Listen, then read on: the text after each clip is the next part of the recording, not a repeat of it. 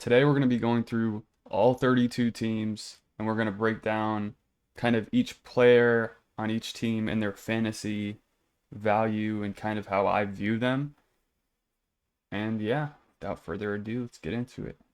So I built out this little tool that only I can use, unfortunately, that I vibe coded with AI.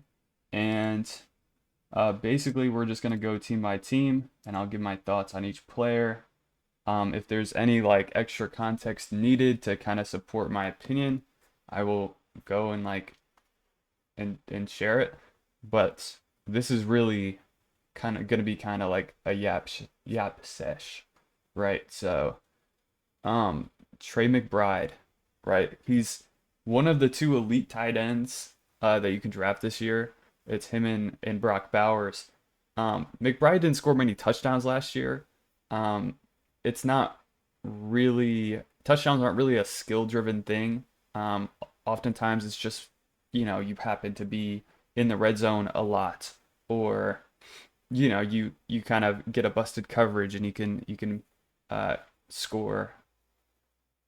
But generally speaking, you know it's not very predictive on a year-to-year basis. So we probably expect Trey McBride to score more touchdowns going into this next season than I believe the two that he scored.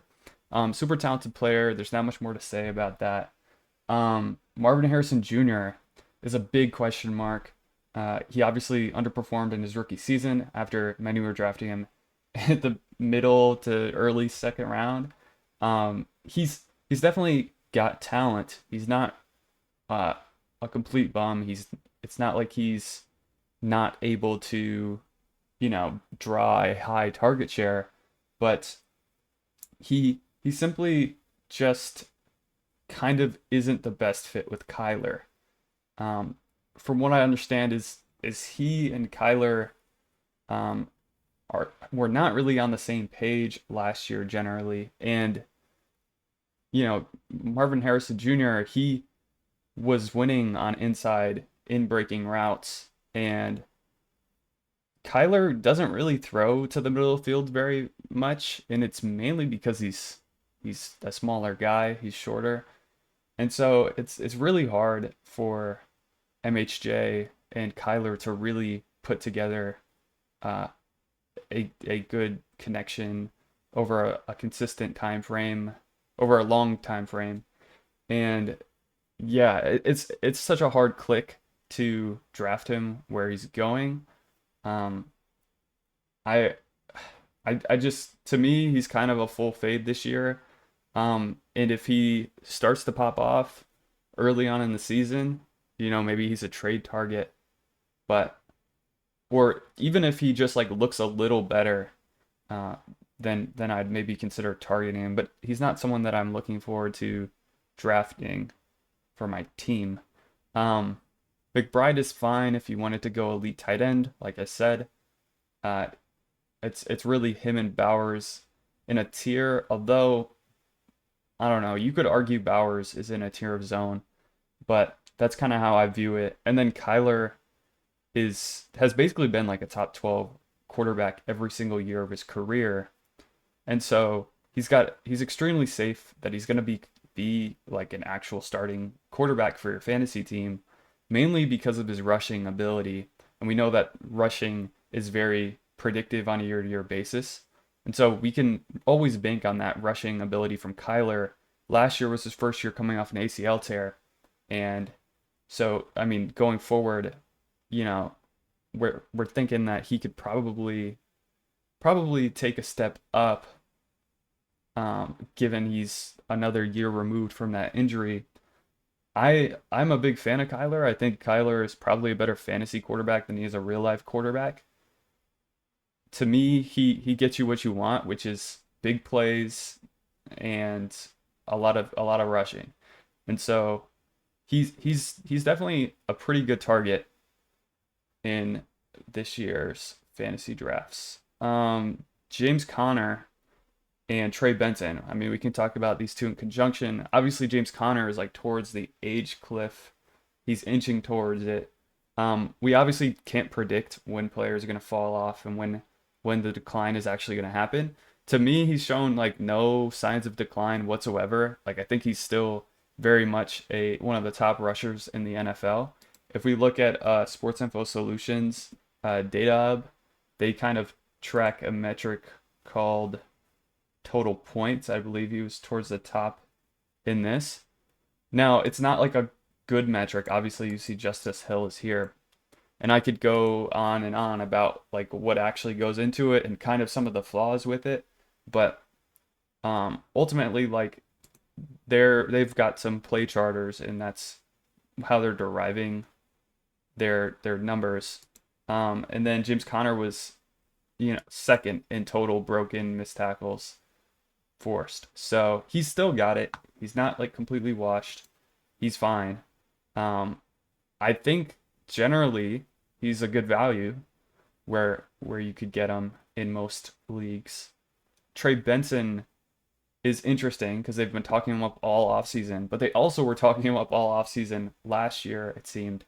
And so there's not really much there for Benson. I would obviously keep him in mind when the season starts. If there's any injury to James Conner, I'm not even sure if Benson would step in as the full workhorse back there.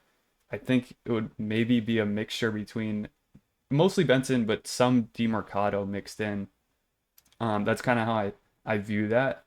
And so it's pretty tricky to take Benson in, your seasonal drafts. I would probably, another guy that I would be like, I'll put him on the watch list, but maybe not someone I'm drafting. But yeah, so let's move on. I think that's everything for Arizona. They obviously have some of these other depth pieces, Greg Dortch, Michael Wilson. I'm not really expecting much from a fantasy perspective. You might get some decent weeks out of Dortch or Wilson if you had injuries or something, you need to pop them in the flex. But to me, like they're nothing more than waiver wire fodder. So there's not much there. And yeah, so that's Arizona. Mainly just in on Kyler and James Conner. But Marv, I'm not really in on, kind of fading him, and then Trey McBride is fine. Like I'm not gonna fault you for taking McBride. He's fine. He's a good pick. But he's not like a smash pick, if you know what I mean. Like if there's another player there at receiver or running back that's obviously, you like more, I'm giving you my permission, I guess, to draft them. All right, let's get to Atlanta. So Bijan, obviously, a lot of people actually have him actually as their RB1. And I think this is, I'm not really buying it. I like that this Atlanta offense, and I think they're going to be great. But it's very hard to kind of rank Bijan over Chase. So, if you wanna, it's fine. But I personally would have Chase number one over Bijan. Um, he's obviously getting a ton of volume, clear workhorse. It's a pretty safe pick. Obviously, it wouldn't work out if he got injured, right? But any player could get injured. We're not gonna like sit here and try to predict injuries. That's that. So Drake London is an interesting player because to me, he's got all the talent in the world, and with this quarterback upgrade in Penix, I truly think that there is some legitimate like top end upside for Drake London.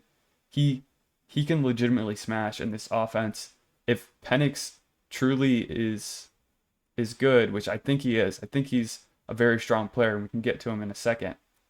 But London is like the clear number one target, and I think they'll be pretty pass heavy too. I don't think they're gonna. I mean, they have Bijan, but I don't think they're gonna run like the most in the league. Like that's not the case unless they obviously were to be a winning team to the extent that like the Ravens were, where they're running out the clock, or I should say the Eagles, like if they're running out the clock a lot. But to me, that's kind of like an outlier case. I wouldn't expect the Falcons to reach those heights.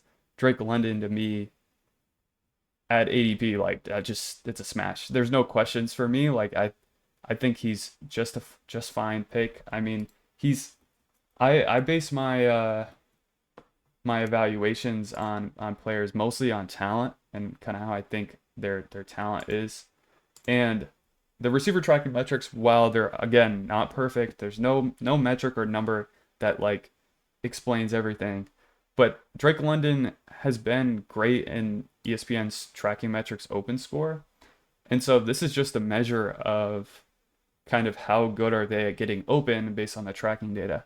Now, again, like I said, it's not perfect, but it's a decent proxy of like who's actually good at getting open without having to watch much film. And the film watchers, I will say, also back this up that Drake London is in fact a really good receiver. And so we, yeah, like I said, he's a smash right there. Yards per route run should be pretty high. It's a Shanahan McVay style offense they got running there. And so to me, he's gonna eat on those in breaking routes and be a great pick for fantasy. Um, Michael Penix. Now, what's interesting to me about Michael Penix is this is a guy that I really liked coming out of college, um, and luckily he was able to secure this starting job going into this season. I mean, obviously he won it last year towards the end, but I think he's like kind of a stud. When you look at kind of the situation with him in college, he was throwing to Rome Odunze, Jalen Polk, and Jalen McMillan. And all three of those receivers went in the top three of the NFL draft, right? And so to me, like, and then all three of them weren't really good as rookies, right? From a metric standpoint, yards per hour run, stuff like that.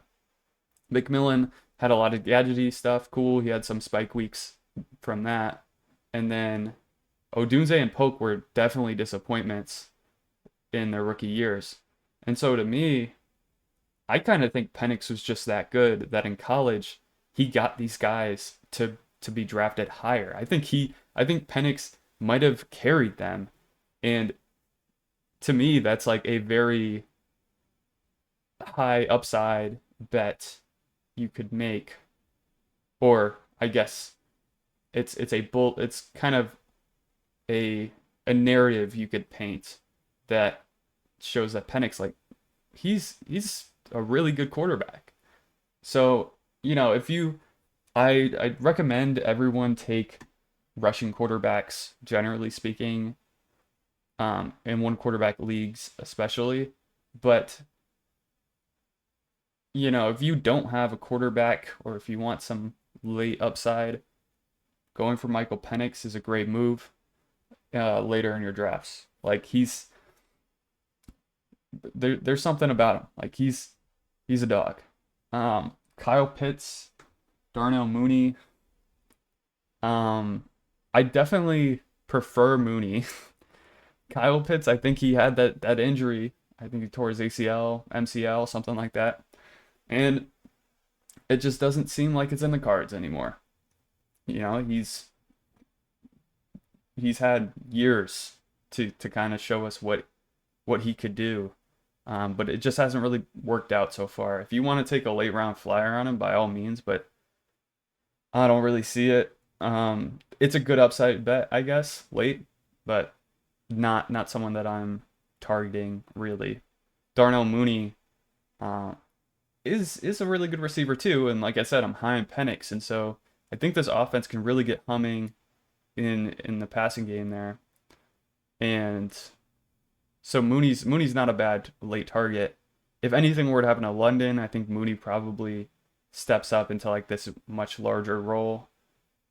And that could be pretty interesting. He's really like to me a high-end wide receiver 2 on an NFL team. So like I don't view him, maybe this is crazy, but I don't view him that different from the Jordan Addisons, the Jalen Waddle type.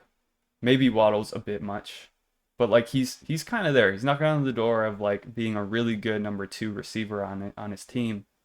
And so if they're gonna be really pass heavy, which I think they might be, they could even like lean towards the top of the league in pass heaviness. Um, but if that's the case, Mooney will have some standalone value. So I think he got hurt early in the offseason here, and I don't think he's been practicing. But if he's healthy, I think it's a really good player to target. So let's move on to Baltimore. Lamar Jackson, obviously a stud. I'm not if you're in your one quarterback leagues, I'm not against you going after Lamar. Like I think these elite quarterbacks that run, they truly can be a difference maker. And gone are the days where you have to wait at quarterback. You can, by all means, take Lamar at his ADP, and that's fine. He's obviously he's like, probably, in my opinion, should have won the MVP last year. Um, he's, there doesn't need to be much discussion here. It's Lamar Jackson. He's great. Derrick Henry, now, this is someone that like the nerds have always wanted to fade, including myself. Um, but it's really hard for him to repeat his efficiency. Like, I know obviously he could just be an outlier, and if you're just fine with that, and you're fine with betting on him being an outlier every single year, cool, draft him. But to me, I really want some receiving upside with my backs, and I don't want their whole like production to come off of just touchdowns and being really efficient running the ball. He's not he's not going to catch many passes, and you know, if for whatever reason the offense wasn't good, which I don't think is true. I think the offense is going to be good. Um but for whatever reason, if it wasn't good, like, man, you're really hoping that he's like still scoring. I don't know what the path would be, I guess, if they weren't getting in the red zone. But they should get in the red zone, right? Because they're a great team. So it's not much of a worry. It's just like, hey, do we want to target someone that is going to have historical levels of rushing efficiency to pay off? Maybe he's just like that, and it's fine. But again, it's different strokes for different folks. If you like that kind of player and you're fine with that, it's your team at the end of the day. I'm not gonna really sway you against it, but just know there's kind of a risk with him, more so than other players because of that. Then Zay Flowers, it's rough with Zay because he's definitely a good receiver, right? In the receiver tracking metrics I showed before, he's pretty solid. Actually, if you look at all separation metrics, they're all the Ravens receivers generally look good in them. And that's just you know, because of his offensive coordinator play calling mostly, I think. I mean, obviously the receivers are good players, but I think the Todd Monken does a lot to get them out in open space. And obviously Lamar and just the whole way the offense is structured, it's set up in a way where these receivers are getting open. So the weird thing with Zay though is like it doesn't seem like the team has enough volume to really bolster him up to being a top end wide receiver. I think Rashad Bateman's also a pretty good receiver as well, but it's really hard to see a ceiling outcome for either of them. So I generally am not really drafting them. Zay Flowers, if I'm drafting him as my wide receiver 3, I think that's okay. But I really want to shoot for upside in most of my picks, because upside wins championships. So yeah, Mark Andrews, if you want to go elite tight end, he's like oddly affordable. So I'm not against that. And then I think briefly let's touch on Keaton Mitchell. This is a guy that like had an explosive run on roughly 30% of his runs in college on his final season at East Carolina. He's he's legitimately probably one of the most explosive players in the NFL. And so I kind of see him getting some work at some point. I don't know how it's going to happen, but I just think his talent is so it just shines so much that he's going to carve himself out a role. And maybe that's like part of the reason why you're not as interested in Henry. It's a stretch to say that, I think, but ultimately Keaton Mitchell, great guy to like have on the watch list or as a late round target. Make sure you hold on to him or keep an eye out because he's really explosive. If he gets an opportunity, I think he would be an amazing fantasy running back. And I don't think I'm pretty sure he could catch passes too if he needed to. I think Justice Hill played a little bit last year and had some receiving role. I just don't think they should. I personally, I don't think they should even bother with Justice Hill. Just give Keaton Mitchell that whole role, and then maybe a little bit more. I think that would be quite a useful player for the Ravens in real life. So we'll see. We'll see what happens with him. But yeah, that's the entire Ravens. Isaiah Likely, I didn't touch on him, but he's suffered an injury. I think he's got like a 6 week time frame or something along those lines. Generally not drafting him. It's just an unfortunate situation. If he's good to go, I'm sure you could think about picking him up. He's obviously a decent tight end. Uh, Buffalo. Now Buffalo's strange. I don't expect any of the receivers to really pop off. Just like Lamar, Josh Allen to me is a fine pick at ADP.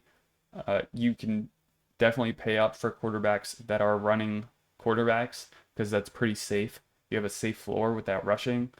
And James Cook, I'm sorry. James Cook, to me, is actually like an underrated player. Like, he didn't get as much receiving last year as he has in years past, but he did have a lot of rushing efficiency and scored a lot. They just paid him.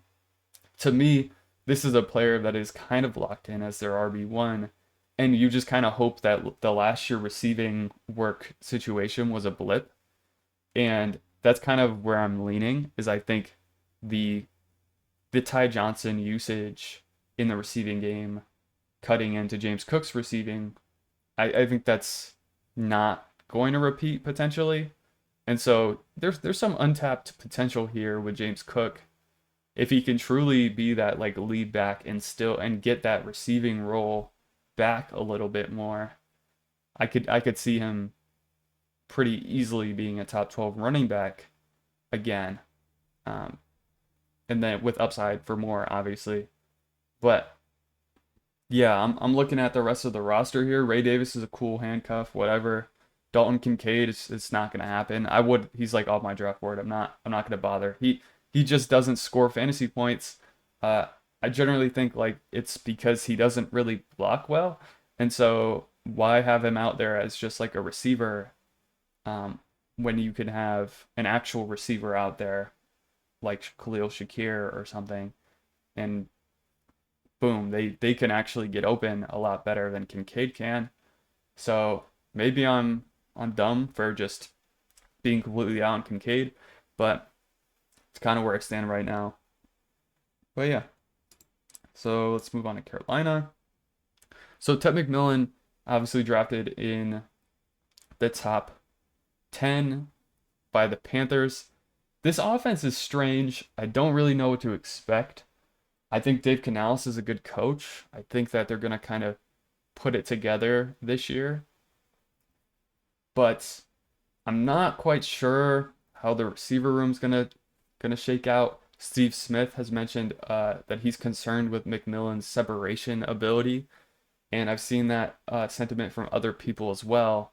And to me, that scares me a little bit about Tet. We're already banking on Bryce Young improving with Tet. It's like, ugh, it seems kind of like a risk that I'm not super interested in taking. Uh, Mainly just the risk of him being non-elite. Like, I wouldn't be surprised if he was a pretty solid wide receiver two for your fantasy team, or even like a low-end wide receiver one. But I just don't really see this explosive potential upside that I look for. There's just too many things that seems like it could go wrong. and I'm not super sold on the talent of him as a player. But he could prove me wrong. I hope he does, you know. I I mean, what do I know? But Bryce Young, again, same kind of thing. Like, don't really know what to expect. Not really counting on him to have a big breakout season or anything like that. But I think he could probably give you solid play. We're thinking something like a Tua Tagovailoa type of performance for him in my head as like an upside. So that's kind of rough.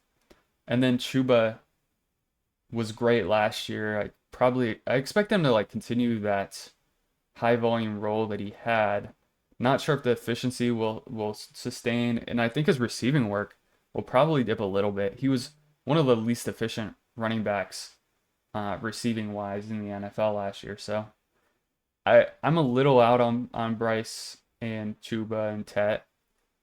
You know, it's fine. They're going cheap, but yeah, I'm not too into them. If I'm into anyone in this offense, it's these three below. It's Leggett, Coker, and Sanders. Because I think Sanders is legitimately talented and could actually draw, and is a little underrated. Like he could draw some targets, I think. Same with Coker. Leggett is a player that has all these like athletic tools to him, and he's got certain routes that he's great at. And so I think there's a scenario where he could put it together. My gut instinct is telling me that he could legitimately be uh, their guy, but I'm not fully buying into it. It's very speculative to me. So overall, I'm not really targeting the Panthers offense. I'd keep an eye out for ETN too, by the way, because I think he's a good receiving threat out of the backfield, and he's got he's got some elusiveness to him that, maybe we're like midway through the season and ETN starts to carve out more of a role.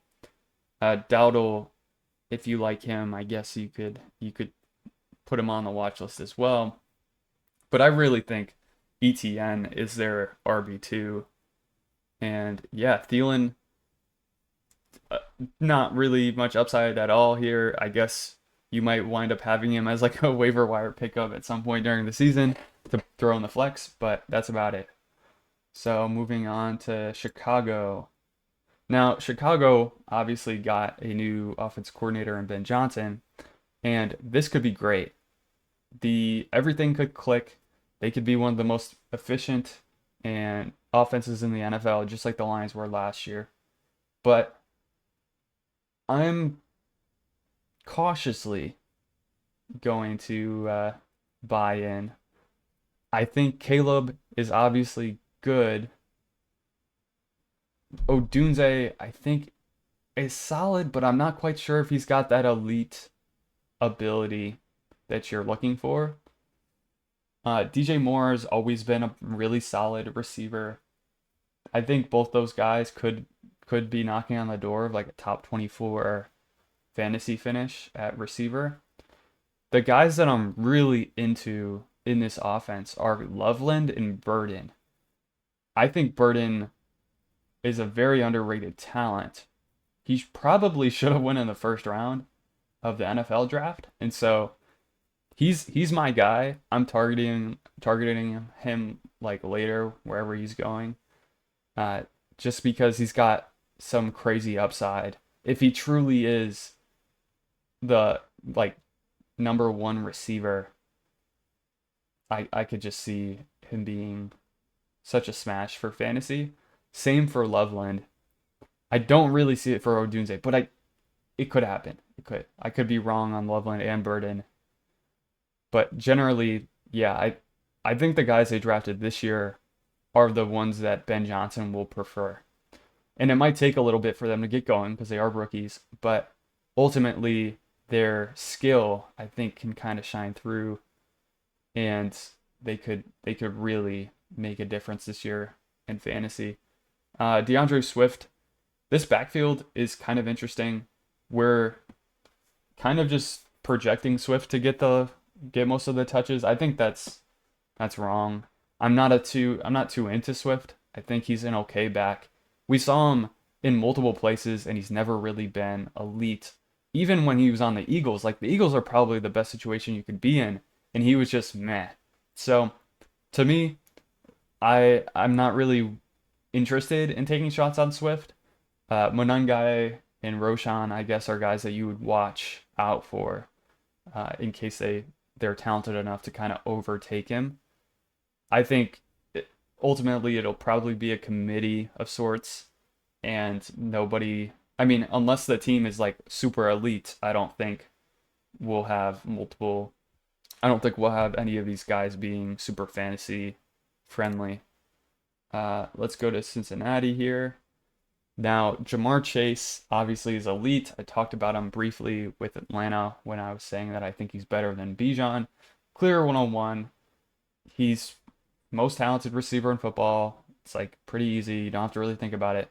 Joe Burrow, I'm a little bit lower on consensus then because I just think that he's obviously an elite real life quarterback, and he is probably going to pass a lot. But I do see a situation where they're not quite leading the NFL in pass attempts, and I don't know, the circumstances kind of like lined up perfectly for the Bengals passing game to explode last year. And so if that were to change even a little bit, I think we might see that maybe Burrow's a little overvalued.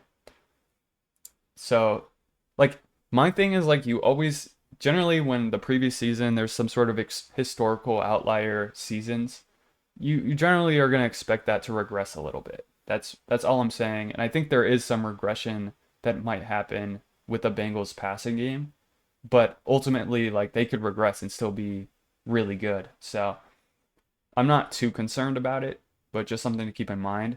And Burrow obviously doesn't really get much on the ground, and so he's a lot less safe than the other elite quarterbacks that you would be drafting. So that's kind of my stance there. T. Higgins, for whatever reason, hasn't been able to really stay healthy for a full season his entire career, I think. So, but when he plays, he's obviously a great receiver. If you like him at his ADP, it's fine. I'm not again not sort of like Trey McBride, where I'm pretty lukewarm on T. Higgins. I think there's other players like Waddle. Waddle to me is not that different of a talent than T. Higgins. George Pickens isn't that different of a talent than T. Higgins, and I think both of them go later in drafts. There's like a tier of high-end receiver twos on their offenses that are um, differently priced based on like who was good most recently, and maybe that's efficient, and maybe that's a good way to value those types of receivers. But I generally kind of fade that. Like if T. Higgins is not that much different talent wise than those other guys I listed, then I ultimately am not really going to buy into him scoring as much points as many points more than those guys as the market would kind of suggest. Um, Chase Brown, I'm all in on. Like he's he's probably going to get the full workload there, receiving, high receiving usage. It's just like a perfect fantasy back. The only question mark is his talent, I would say. But I mean, he's plenty talented. This is ridiculous of a statement to say that he's not good. I think he is good. Um, he hopefully can stay healthy. I know he like sprained his ankle or something last year, but yeah, I'm not too worried. Taj Brooks is another guy to I guess kind of watch out for as like a decent handcuff kind of option. But yeah, to me, Chase Brown, very good value. I'm not really scared at all of him. Uh, Again, any player can get injured, but I feel Chase Brown is pretty safe. A good running back to invest in at cost. Cleveland. Okay, Judkins. I have no idea what's going on with Judkins. Nobody does. The Browns don't, potentially. I don't know.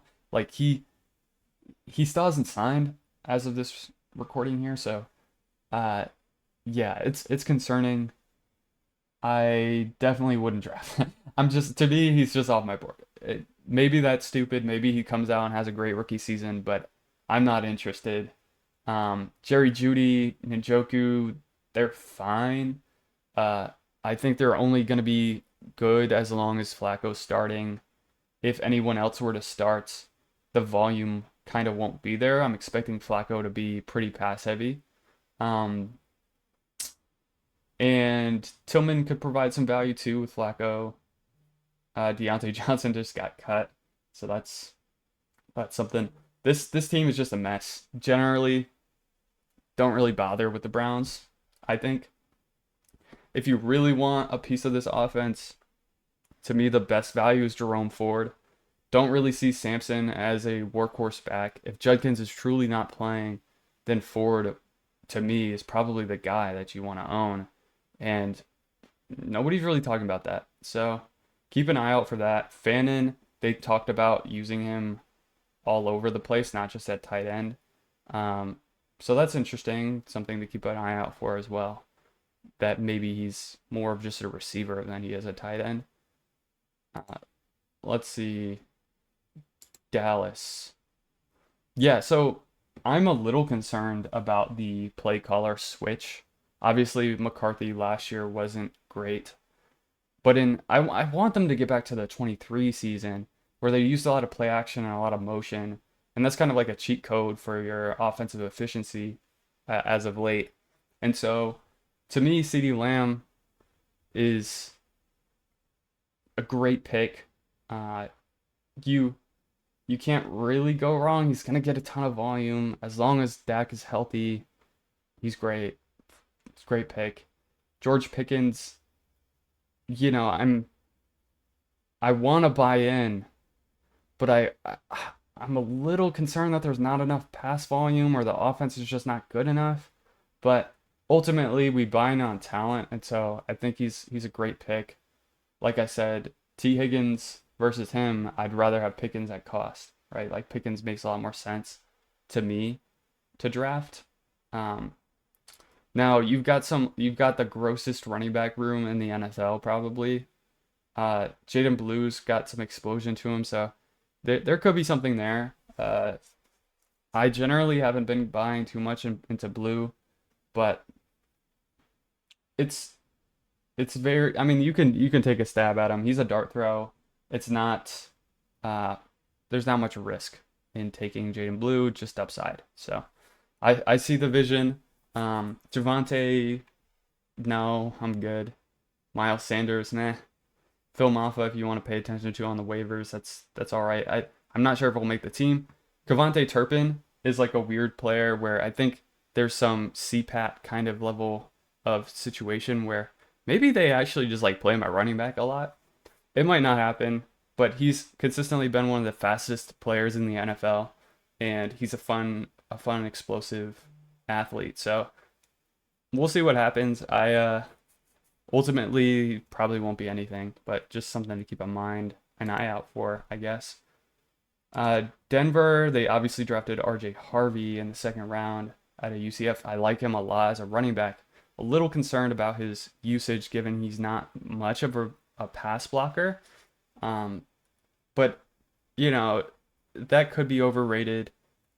He is a good pass catcher, and so I I get the sense he'll get a lot of usage regardless. J.K. Dobbins is there, obviously. He's going to have a decent workload as well. The hope for this offense is to have make it so that Harvey and Dobbins are fantasy viable. I think it's possible you might have like a Gibbs Demont situation on our hands here. And so I'm drafting both Harvey and Dobbins. I'm not concerned about either. I think both can be good at the same time. Um, Bo Nix is a really solid quarterback. He's got sneaky amount of rushing too. So I I like him, but I'm not like way ahead of Bo Nix on top of like all the other pocket passing types. Um, there is obviously some upside there with him though. Sutton should do roughly what he did last year. He's really reliable, top 15-ish performer. Um, yeah, I'm not really expecting anything from anyone else on the lineup here at receiver. Pat Bryant, I don't think will be starting right away. Think they're gonna be playing a lot of Mims and Troy Franklin to start. Uh, there might be a mini breakout for Franklin. Mims might get some interesting gadgety usage like he did last year.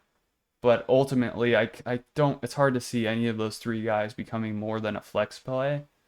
Um, but yeah, if you see like one of them starts to draw a lot of targets, definitely start to buy into that pretty quickly. Hopefully before your league mates get them off of waivers. But yeah, so that's Denver, Detroit. Now I'm expecting some regression overall for Detroit after losing Ben Johnson. Uh, I think Gibbs is in for a really big year because they'll be using him a ton out of the backfield, receiving wise. I think he'll finally like have it more to himself than he has in years past, where before it was more of a he had more of a split with Demont. I think he's finally earned a lot more of that pie of rushing. Which unfortunately kind of means that Demont is sort of the odd man out. He's definitely going to have standalone value with elite handcuff upside. If Gibbs got hurt, he'd be great, obviously. So still decent value. Amon-Ra, I'm just kind of fading as a elite number one receiver. Some of his target share numbers were the worst they've ever been last year. So and like I said, the offense, I think with that brain drain of Ben Johnson leaving, it's not it's not gonna hum as efficiently as it was before. Same with Laporta. Jameson Williams is an explosive player, but it's gonna be kind of hard for all these guys, I think, to continue to be like superstar fantasy assets. Um, yeah, Goff, I'm expecting some regression for him too. Just complete, almost like a complete fade on Goff. Like I don't really see how he's that different from a Geno Smith type of player in terms of skill. And so, uh, yeah, generally, I like I said before, I'm betting on skill and talent. And my obviously Amon-Ra is very talented, but yeah, it's a tricky situation. I've won Amon-Ra to continue to ball out, but there's just that risk of like JMO and Amon-Ra eating too much of the volume and it not being enough volume. Like maybe the Lions are continuous if they're just as run heavy as they were before, but not as efficient in the passing game. That's it's hard for me to buy into those pass catchers at their prices. But I definitely see them having upside if that's just wrong, you know. So that's kind of how I view the Lions team. I don't think really anyone else is worth talking about. Um, let's look at Green Bay. Jordan Love was suffering some sort of injury. He also had some sort of I want to say finger injury recently. So I am expecting the Packers offense as a whole to be better through the air. Golden's pretty solid. Jacobs is solid. Reed is solid. The problem is with this team is that it's like it's gonna be shared around. The ball's gonna be shared around a lot, and so while I'm confident the receiving game and the passing game will be better than it was last year, I don't see how that really translates to elite superstardom for any of these players. Jaden Reed, I think, has the talent to do so, but there's potentially something missing from his game that is actually preventing him from being the number one potentially. That's kind of the vibes that I've gotten.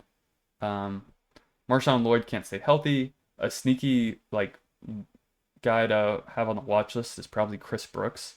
He seems to have won the backup running back job, and so if anything happens to Jacobs, Brooks might slide in as the guy. But at the same time, like you could pretty easily see it still being a committee if Jacobs got hurt. So that's the Packers. There's not much to it.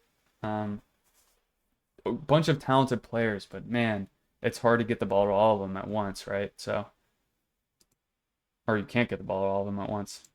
Now, Houston, Nico Collins to me is like, okay, this guy's gonna smash because he has been playing a lot on the outside. He's been primarily X receiver.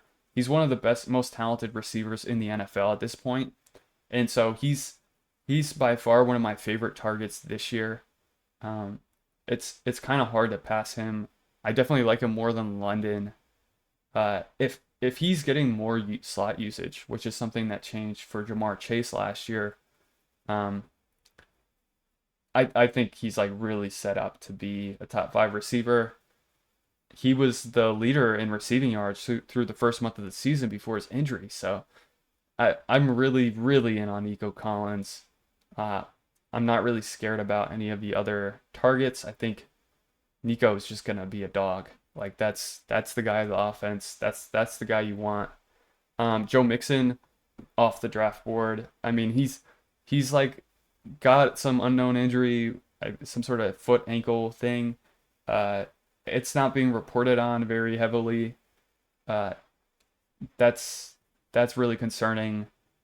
I think I've seen some expert doctors say like, probably missing at least 4 weeks, maybe even 6, and wouldn't be surprised if he didn't even play at all this year. So, yeah, off the board, no questions asked.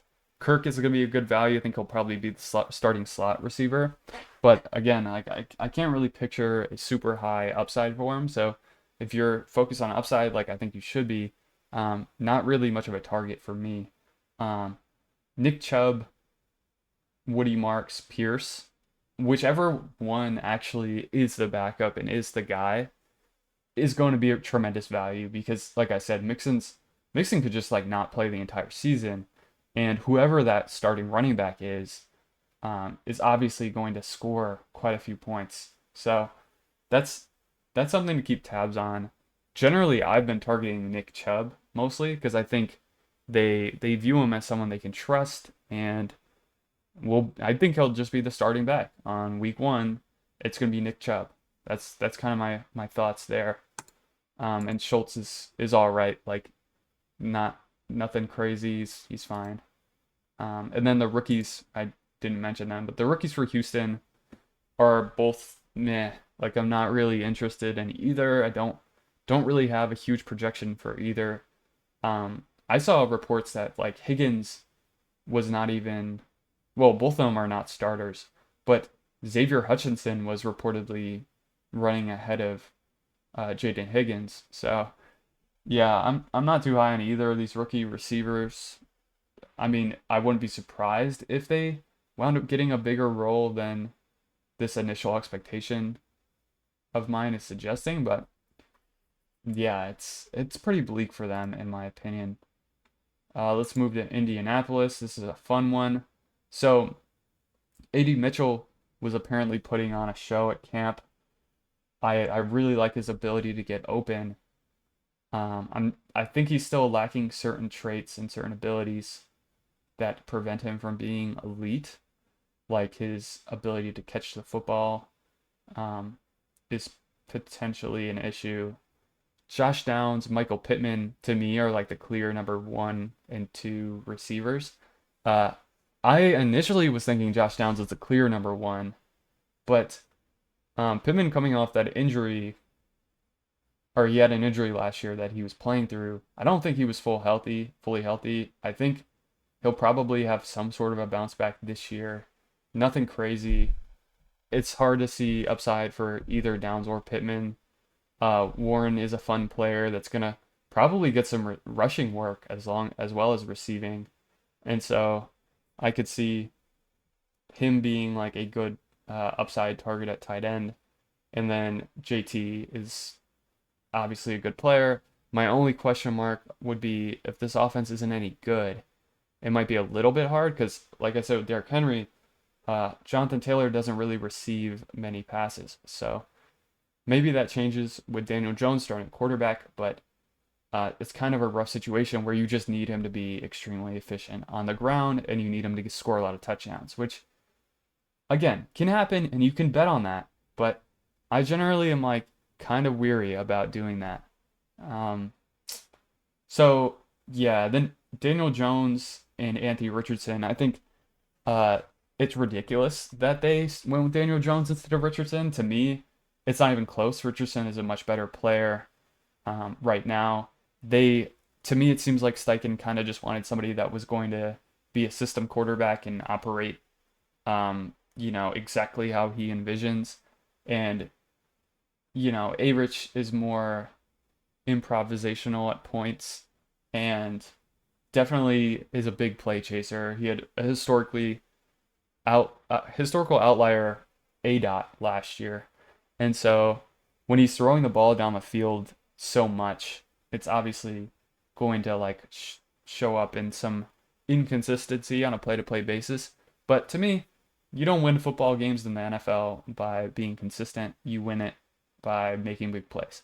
And nobody's better than that, or not many players are better than A-Rich at making big plays. So to me, I don't think Daniel Jones holds this job the entire season. Maybe he does, and I'm wrong, but uh, Anthony Richardson could pretty easily come in and he'd potentially be a top five quarterback in fantasy because of his rushing ability and his rocket arm, his ability to make these big plays. They're super valuable for fantasy.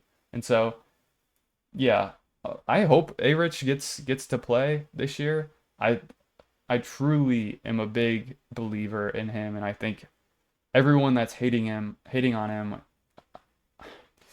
this guy's young, he barely played in college and he barely played in the NFL. This is kind of what we expected from him. And so I'm not concerned about him. I think he'll figure it out at some point. Uh, but yeah, let's see. So we just did Indianapolis. Let's do Jacksonville. All right, so this is by far my favorite team to watch this year. I think Travis Hunter is the best prospect we've ever seen, um, not accounting for positional value, but he is just different. Um, Now, a lot of people are gonna be like, "Oh, well, BTJ, he's the guy." My stance has kind of been like, "Hey, Travis Hunter might not be that much worse than BTJ. He might even be better." That's kind of where I've been. Uh, and it's kind of a nitpicking stance between the two because they're both very good. But uh, BTJ, he only had about a like 40th percentile success rate versus zone per Matt Harmon's reception perception last year, and he was also like similar in PFF grade to like Devontae Smith, Terry McLaurin, which is usually like an elite PFF grade for a rookie receiver. But it was still kind of meh. I know he did what he did with Mac Jones, but I think a lot of the top end, like wide receiver twos, like Waddle, Higgins, Devontae Smith, I think they all would have produced similarly in those similar circumstances. So I think it's a little bit, we're getting a little over our skis projecting BTJ as like a clear wide receiver one over Travis Hunter because his profile, there's doesn't really suggest that he's better than a Waddle, Higgins, uh, you know, Devontae Smith type. He very well could be better than them, but to me, there's not enough evidence to convince me that he is better than them. And so like if he is more of that type of talent level and Travis Hunter is more of like a Chase AJ Brown talent level, then to me, Travis Hunter could just be better than BTJ pretty easily. And so I'm heavily invested in Travis Hunter. I would take him at ADP every single time. I'd take him a little bit ahead of ADP in all of my drafts too. Um, this is the type of player that you basically never get the opportunity to draft at where he's being drafted. Um, I really like investing in him as a talent. It doesn't really get easier than this, I think. Like if someone is an elite prospect at receiver and corner and he's elite at both by basically all scout like many professional scouts. They're like, yeah, this guy's an elite receiver, he's an elite corner. If that's just like flat out true, I mean, this is a guy that you just have to draft. And so that's kind of where I stand. And obviously, Trevor Lawrence is going to benefit from BTJ and Hunter being very good. And so it's wheels up for this offense. I like drafting all of these players. I generally kind of fade BTJ though, because BTJ is being drafted as the clear wide receiver one, and I don't think that we can be that confident that he is better than Hunter. And so I generally just don't draft BTJ and I draft Hunter later. Um, yeah, the backfield, Bigsby, ETN too, and there's going to be some value here. I just don't know where it's going to come from. And so you take whoever your favorite back is out of those three. Generally, my favorite back has been um, for redraft ETN, I guess, because I still think he's going to get a lot of the receiving to start, and so there I could still see him being like that bell cow. I know he burned people last year, but uh, I'm ready to be hurt again, I guess, if I'm investing in taking Travis Hunter, or not Travis Hunter, Travis Etienne for my teams. Uh, Tuen is someone to watch out for. I think he's really explosive, um, good pass catcher. Just a little concerned. He has some fumbling issues, so something to keep an eye out for. Um, Brenton Strange, Diane Brown, not really targets of mine. Um, but let's move on to Kansas City. Um, we got Mahomes, who's obviously a elite player, but for fantasy, he hasn't really performed how you would have expected. Um, and it's mainly because their offense has shifted to a very um, a very low A dot short passing game once Tyreek Hill left. Maybe that changes. Like maybe this is a year Xavier Worthy as a deep threat, Rashi Rice is going to get a suspension. We don't really know how long. We know it's probably going to be he'll probably play the first few weeks, and then there's a hearing. We'll see what happens there. To me, the best value is Rashi Rice, because if his suspension isn't as long as anticipated, you're getting all that early season production, weeks 1 through 4, and then potentially he's like just back for the playoffs. And so you're obviously missing time with Rice, but I think it's priced in effectively, and the talent isn't really being priced in appropriately though. So like he should be the clear wide receiver one on the team.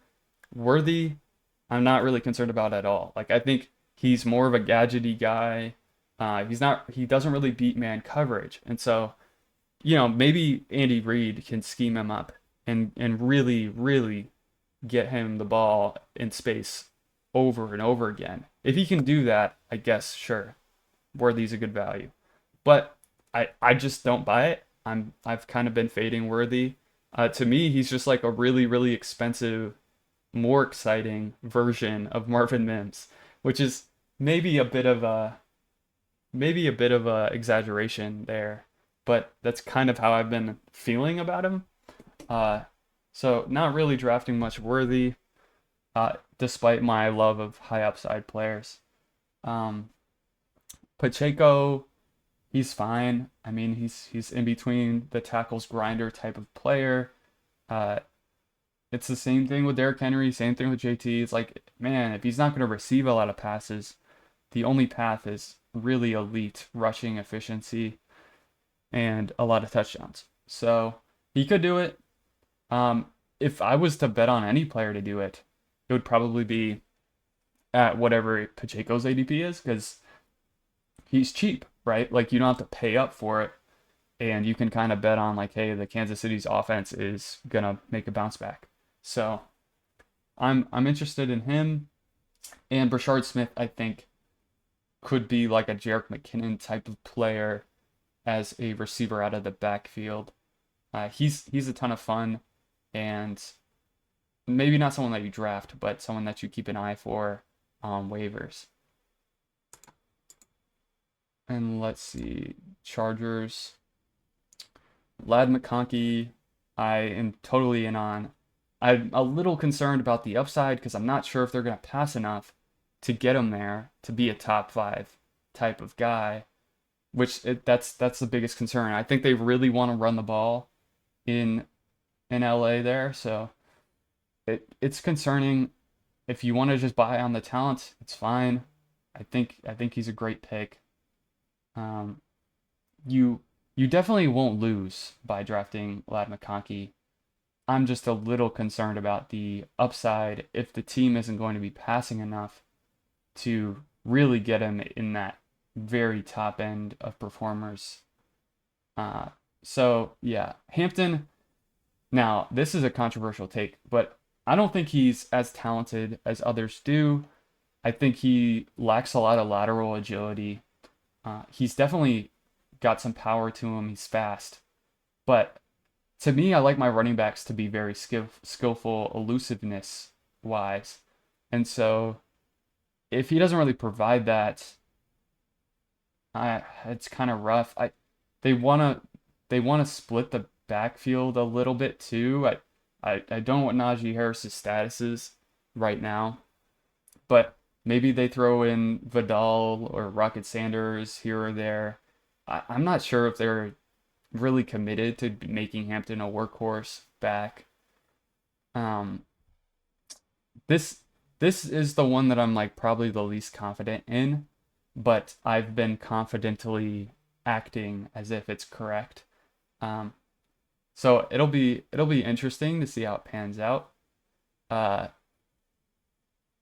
I like Ladd, Herbert, I'm in on.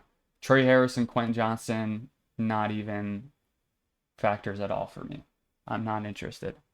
Um, it's a talent thing. They're not good, in my opinion. Uh, Puka, just like Nico Collins, I think is total league winner potential type of player. His yards per out run is off the charts. This offense is very effective. Um, I yeah, there's not much to say. I would probably take Puka ahead of ADP as well. Kyron, uh, not not too excited about. He's a fine pick, but you're not getting a ton of upside. He's probably gonna finish RB 6 to 8 in that range at best. And if you're fine with that and you kind of want that floor, by all means, go ahead and draft Kyron Williams. Devontae Adams, it's got some like high-end wide receiver 2 potential there. I really like the fit in the spot. Um, I'm fine with him at cost too. Like if anything happens to Puka, he's Devontae Adams is a league winner, right? So not much questions about the Rams team. It's like there's a lot of pretty clear value where we know who's good and who's not. Uh, there's yeah, not a lot of question marks. I'm cool on all of these players. I think they're all good picks. Stafford probably a little undervalued for where his pass catchers go. Um, Raiders, there's a little bit of concern that they're going to be a really run-heavy team, and so that hurts the passing game. Jacoby Myers is on the trade block, I believe, after requesting a trade, so we'll see how that pans out. Genty, clear stud, number one running back for the team. I, I'm in on him. Like, just draft him. Like if it doesn't work out, cool. You always want to be in on these types of players that could just absolutely smash and be like if Genty was a number one overall player next year, I wouldn't be surprised if that outcome were to happen. Bowers is just ultra talented. Again, just like the Trey McBride argument, like, hey, if you want an elite tight end, those are the guys. The rest are kind of questionable. You really, really want to get you some Brock Bowers, I think. Um, and yeah, Gino is similar to Stafford. Like, hey, if we're really in on these weapons, you could see a path for Gino. Okay, Miami. God, the offense was so bad last year. I mean, it was just a bunch of checkdowns and dump offs to Jonnu Smith and Devon Achane. Uh, Achan's struggling with an injury too early on, so it's a little risky to draft him where he's going. But I'm assuming by the time you're drafting, he's discounted a little bit based on the injury. Jalen Waddle and Tyreek Hill are some interesting bets this year. Tyreek Hill is obviously a elite receiver, has been an elite receiver. Will he bounce back this year is a big question mark. I'm not too out on him. I think he's fine. Not going out of my way to target him either. Someone that maybe we should be going out of our way to target is Waddle. He's way more talented than he actually produced last year. And if Tyreek Hill is truly washed, like let's just say that scenario for a second, then Waddle is the guy, you know? And so there's a lot more upside with Waddle than I think is being priced in. And so I'm really in on taking Waddle.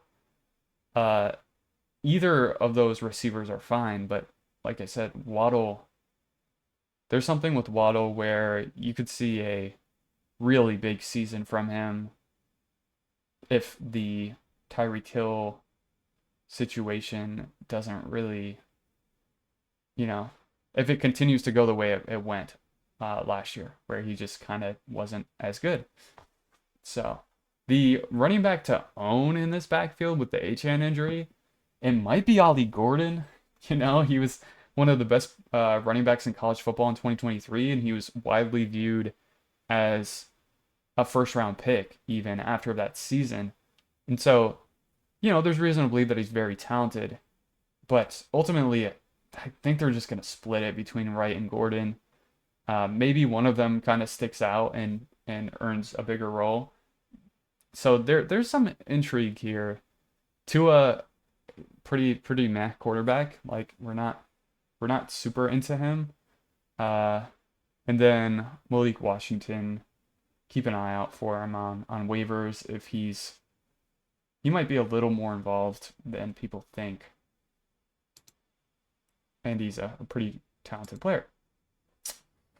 Minnesota. So Justin Jefferson is a stud, elite, whatever you want to call it. I'm not really concerned about him whatsoever. You can draft him pretty easily. JJ McCarthy.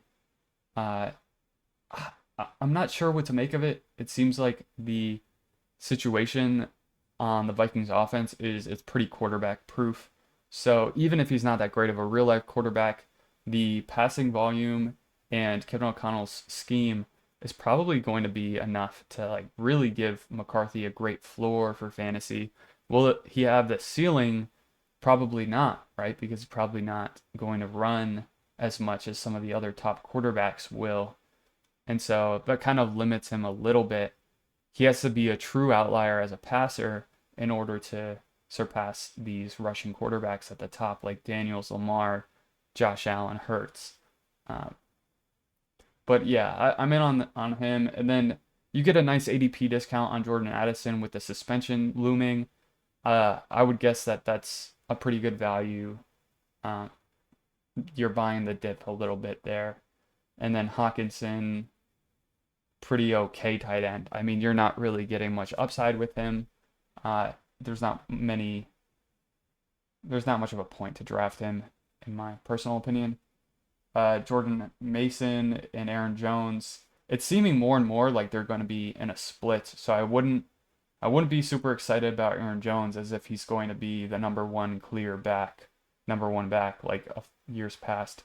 So they also pass a lot in the red zone, and so you know it's one of them could be a good value, but just keep that in mind that on Sundays when you're watching, uh, it's going to be a bit of a pain trying to hope that one of them gets in the end zone.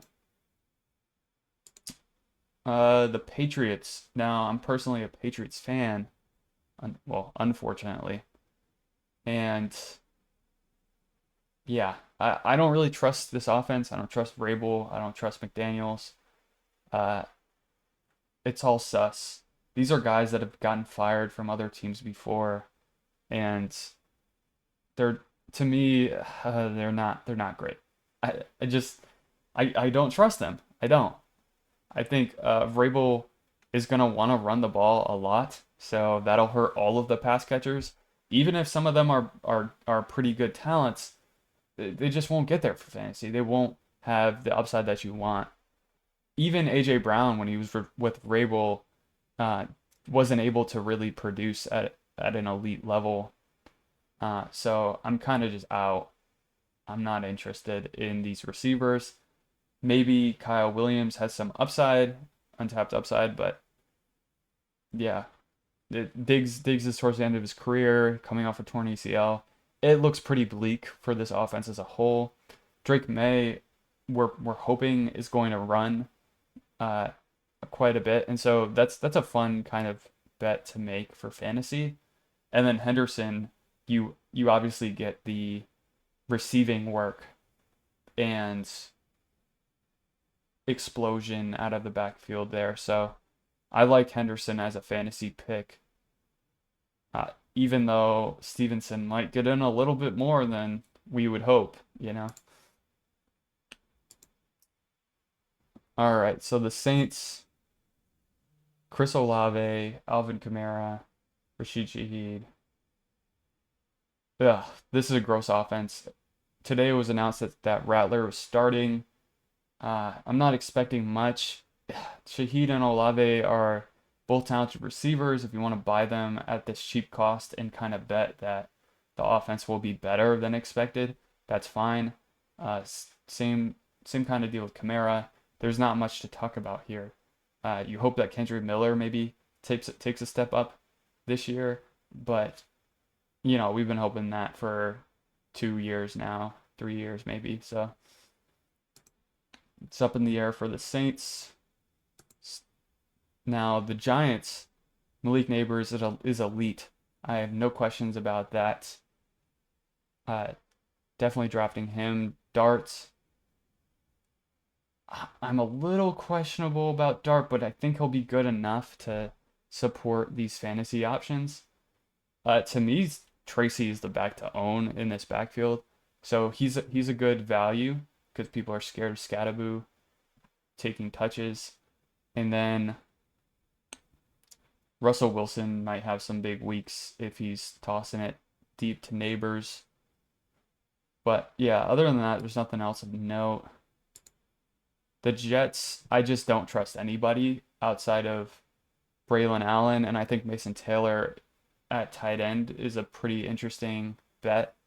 You get potentially a high volume target earner in Taylor late in your drafts. And so I'm in on him super late. I'm in on Braylon Allen super late. I think they're probably going to split Breece Hall and Braylon Allen more than most would want. And if Braylon Allen is just flat out better than Breece Hall, then he'll eat into that workload. Fields for fantasy should be good in theory because he's running a lot. I think he's a good late round target in one quarterback leagues. It's kind of a gross value play though. Like I'm not sure if he's going to even hold the job the entire season.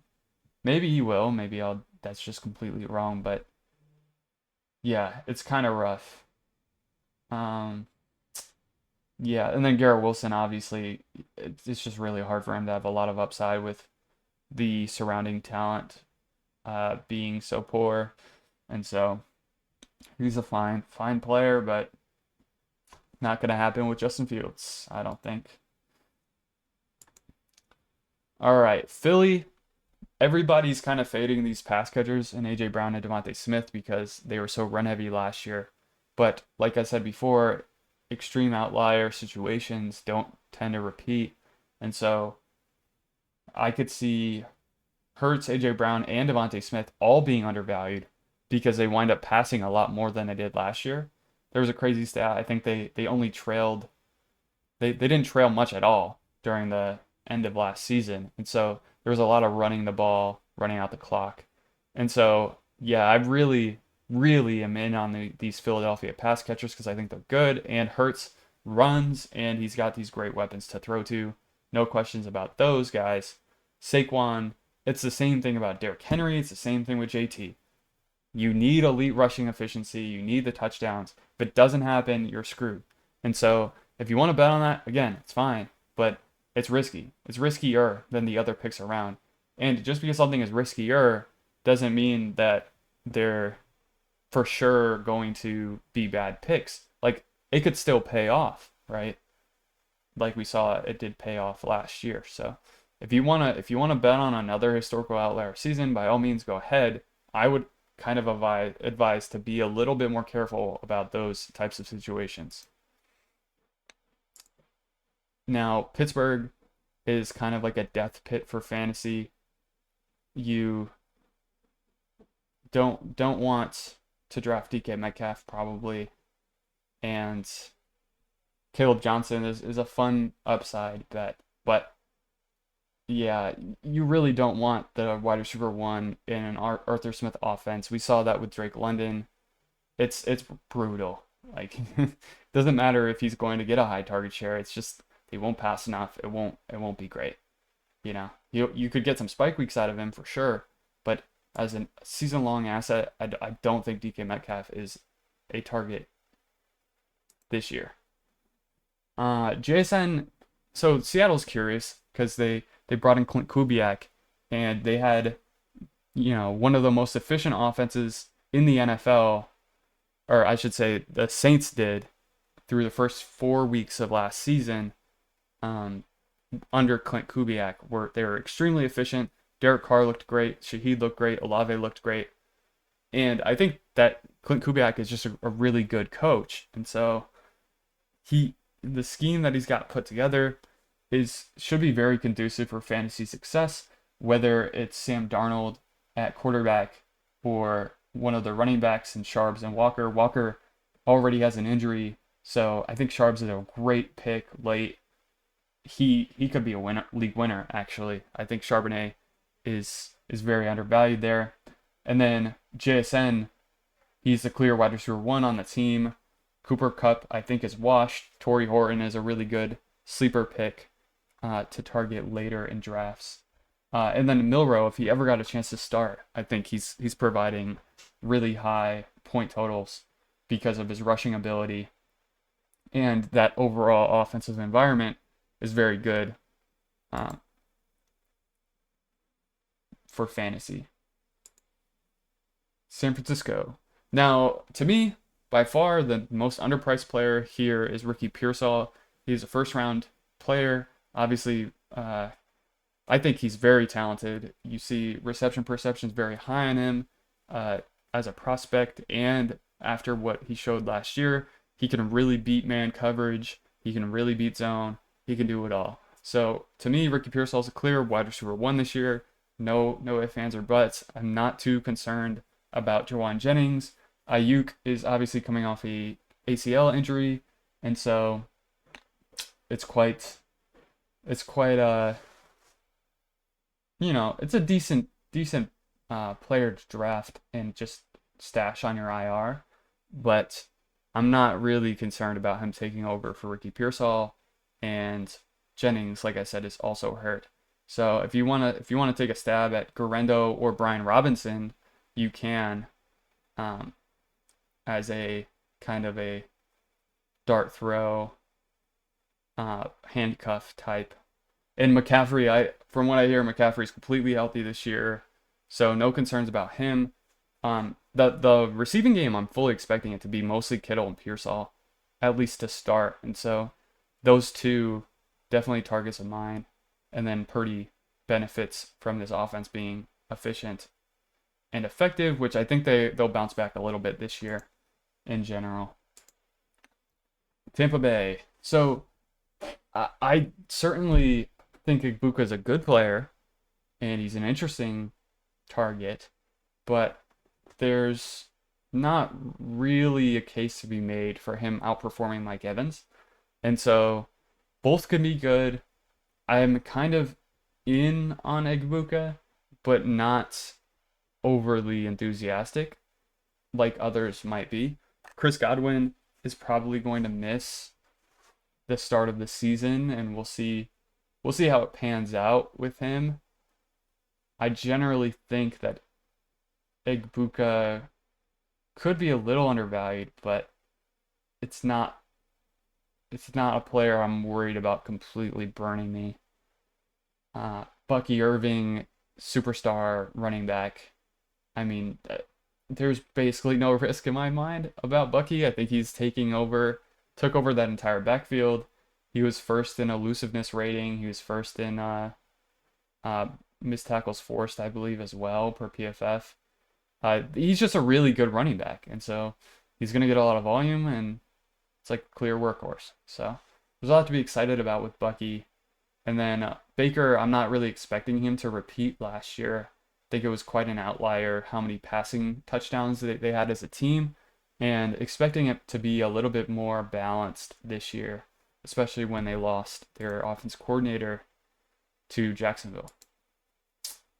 Now, Tennessee, I think that Pollard is a great value if, um, well, just in general, because Spears is missing time, so he's going to be a great full workhorse running back, and you can get him quite cheap, I would say.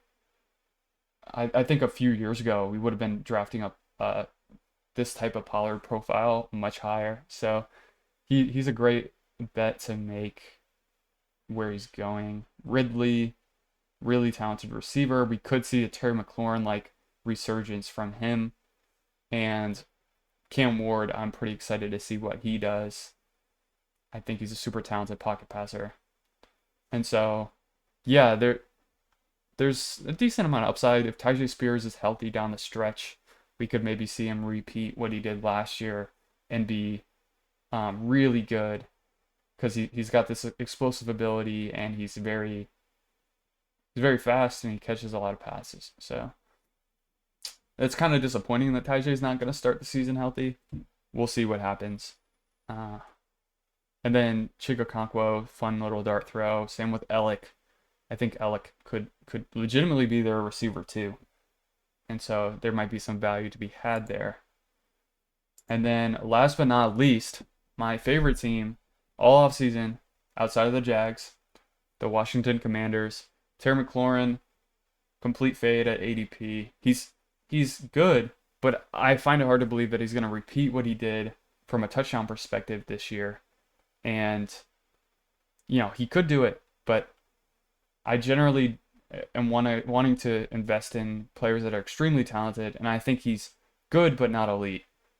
Deebo Samuel, kind of the same thing with he's good but not elite. I think there's a scenario where Deebo actually outperforms Terry, where Cliff Kingsbury gets really creative with how he uses Deebo out of the backfield and with all sorts of motions and things of that nature. So I feel pretty good about Deebo being a value this year, actually. And in years past, I've hated Deebo because I just don't think he's great at getting open versus man. But he's got this yak ability that's pretty special. If he's truly back to himself, he had like pneumonia or something. And so if he's truly back to himself, I could see a scenario where he's undervalued there.